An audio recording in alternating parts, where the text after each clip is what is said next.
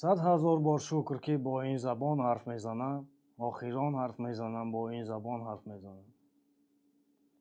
بینید که چقدر زبانی فورم و چقدر زبانی زیبا داریم.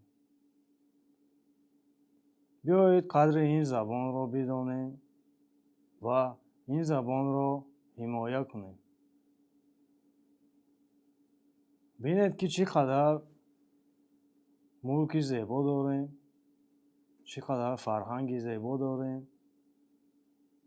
پیشوای معظم ملت را داریم که او پشتیبان ما است. قدر همه این را بیایید بدانیم.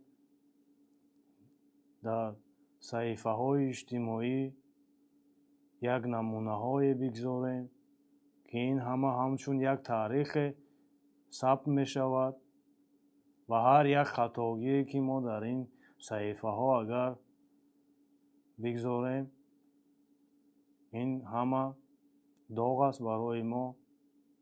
این هیچ نمونه نمی شود. بیایید که یک نمونه باشیم. بحث و جنگ و جدال بین خود نداشته باشیم.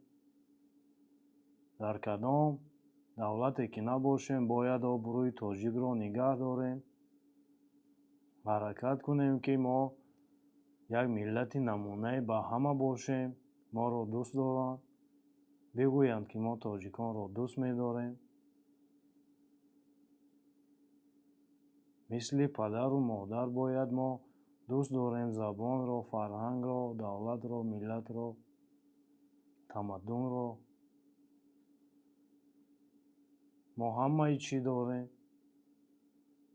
امروز باید از کمبودی ها ما نگفت،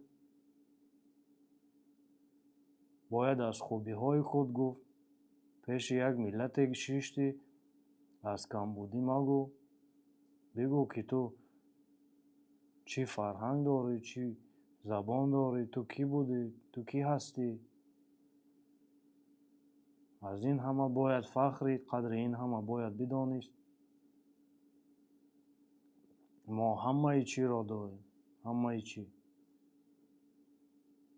تاریخ ما خیلی بزرگ است. تاریخ ما پر از بایگری هست.